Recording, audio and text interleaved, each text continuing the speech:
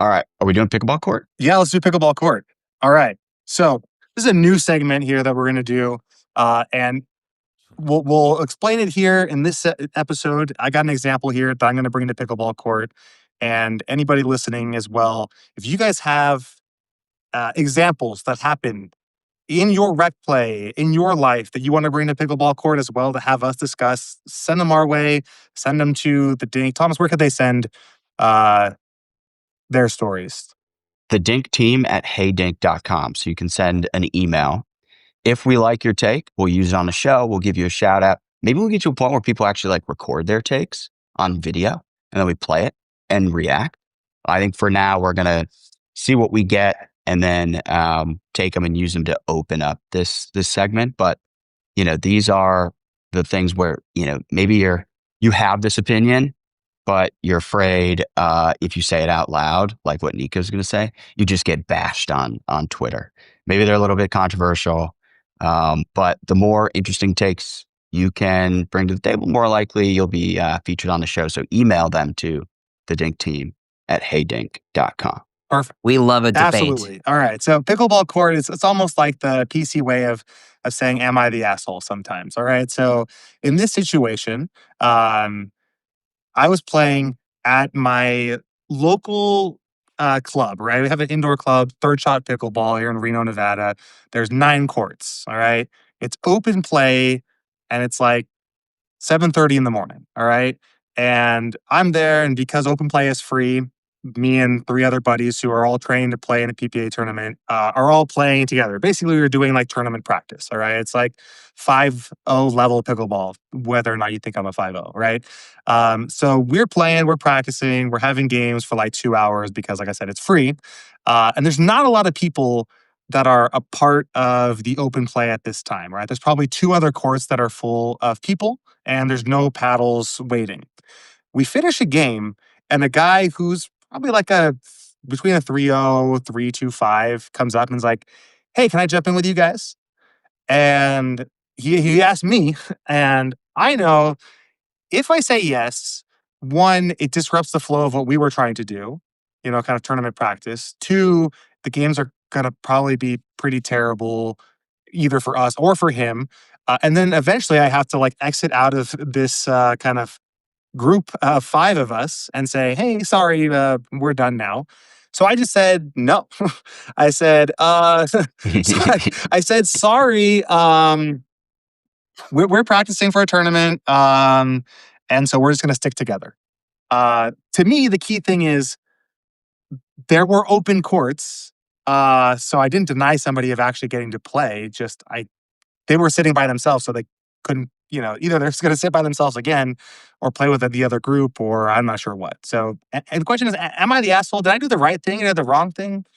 What do you think? Zane, can I just get some clarity from Nico here really quick? So Okay, go for it. this is open play. Pickleball is pretty inclusive. You and your buddies, best players in the facility, you're putting on a show, and a young, in experience years player who looks up to you says, "Let me play with these guys who are so good at pickleball. Pickleball's for everybody. It's fun." He walks up, he asks you, "Nico, can I play with you?" And you just simply respond, "No." Is the question, is that how I responded? What's the question? Am I an asshole? Do I have the set of facts? Yeah, I will say though, I let him down easy. I didn't just straight up say no. I did say no, but I did say, "Hey, we're training for a tournament. We're trying to get some good games in. We're only playing for another hour or so. So happy to play with you next time, but trying to get some practice in." But were you really happy to play with I've him never next seen him time? again, so maybe he probably never came back. So the only thing that I've got there is like, I guess if it's open play, like I guess the idea is you're supposed to like mix around. I don't know. I don't ever go to open play. Right, but there's like open play has designated courts, right? So that's the thing, is like they have like an advanced court and a beginner court, intermediate court. And so I think the issue was this guy didn't have any group to play with, right? So that's the hard thing. but he's definitely not advanced and should not be on the advanced court. So should I be giving this guy uh, like a charity game and playing with them? Should I direct him to a different spot and say, "Hey, go play with those people over there"? Like, what would you do, Zane? Yeah, no, I think this guy's the asshole. Like, I get it. If the courts are all full, like, yeah, I think he's got a justifiable case at like just wanting to play. But I can't. I think this guy's the asshole. Other guy's the asshole. Yeah, read the room, dude. Yeah, that's what I was If gonna you're a say. Read the 3-0 room. Read the room. and you're there's a group of 5-0s playing and you try to get in with them, you are the asshole. You're ruining it for 3 other players at a time just so you can get whatever satisfaction you want out of joining that game. And On the nobody flip leaves those side, things satisfied. on the flip side, if you're that guy, definitely do what he did. That's how you're going to get better. Force yourself into games when they don't want to play. It's what I do with pros all the time. When I used to go to these PPAs, I'd be like, "Hey, can I jump in?" They'd all roll their eyes, like, "I don't care. This is great for my game," and you just got to put up with it. So, one, read the room, but also maybe strategically don't read the room because that's how you get into better games. You got to figure it out. You got to figure out how to play with better players. That's the best way to get better fast. I'm gonna disagree with you on that, Thomas, because like there's a level where it just doesn't make any sense, right? Like if this guy was a 4 or 5 and he wants in the 5-0 group, I would change my answer. I would say Yeah. Nico's an asshole. He should let this guy in if he's like at least able to play. But if he's a 3-0 and these guys are 5-0s, like nobody gets anything out of that. It's not challenging yourself. It's just stupidity. Um, Leave a comment if you Like agree with me or I love Zane. this, and challenge yourself with a 3-5. If you're a 3-0, challenge yourself with a at least 3-5 we group. don't sound like elitist pieces of shit right now. Like, oh, hey, this 4-3-0 bastard, he's the asshole for even trying to play with Nico, who's not even a 5-0 duper, as we all know. But no, I agree. And Thomas, I like the idea of kind of shooting your shot, where you can. So what I do agree with Thomas's point about shooting your shot. It was something that Gino the righty told me one time when we were in college, and he said, "Hey, he's like, when you ask girls out on dates, just know that they're also rooting for you. Nobody's excited to be like, hey, you want to go on a date with me?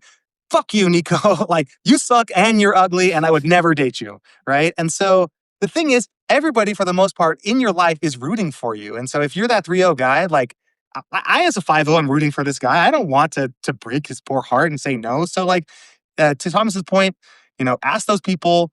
They're rooting for you. You'll get into some better games, and hopefully you can at least to some point read the room and become a 3-0 by playing with some 3-5s or some 4-0s.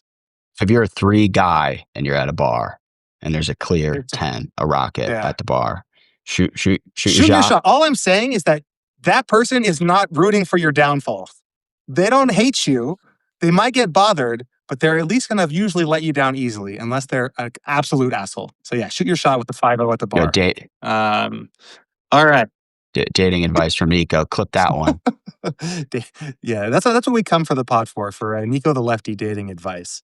All right, so Wait, Nico, I know you're doing some stuff with Merrick Health. What are you? Because I know they'll help you improve a lot of different things. Like, what are you most focused on going through this program? yeah, so as you know, as you've seen in my Guess My Duper, I don't move very much. I don't have a lot of mobility. I don't have a lot of pure athleticism. Like I have the hands of a god, but the feet of an ogre. And so I'm super excited. So working with Merrick Health to figure out how I can improve like my overall fitness, drop some pounds, and maybe look a little bit more spry out there. Look like I'm not actually connected to the floor.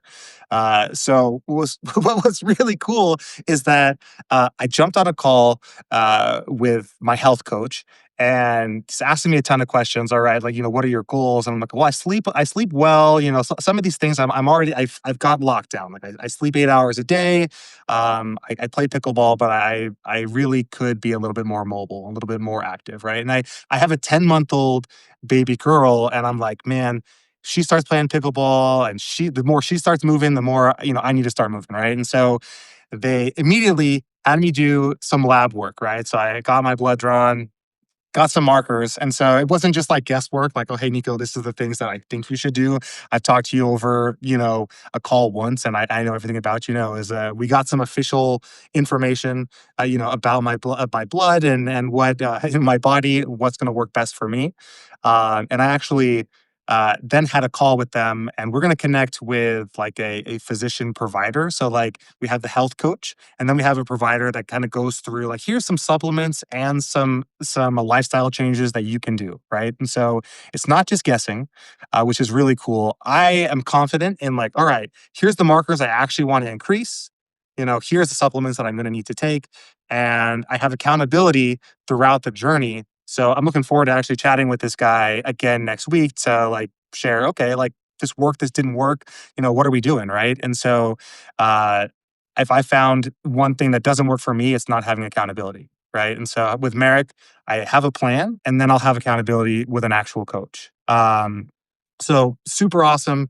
So I'll be sharing kind of my journey throughout the next couple of months with what this looks like. And so if you guys want to follow along on the pod, follow along on my social channels, I'll make sure to share, my weight loss, my transformation, and then we'll hopefully get some clips of me a little bit more spry on the court. And maybe we'll get that duper above 5.0 officially so I can stop lying to everybody. All right. And so if you're interested in going through a similar journey with me, you just head over to merrickhealth.com and use the code THEDINK. You get 10% off at checkout. Again, it's Merrick, Marek, health.com/TheDink, code THEDINK. Yeah. I'm not gonna lie.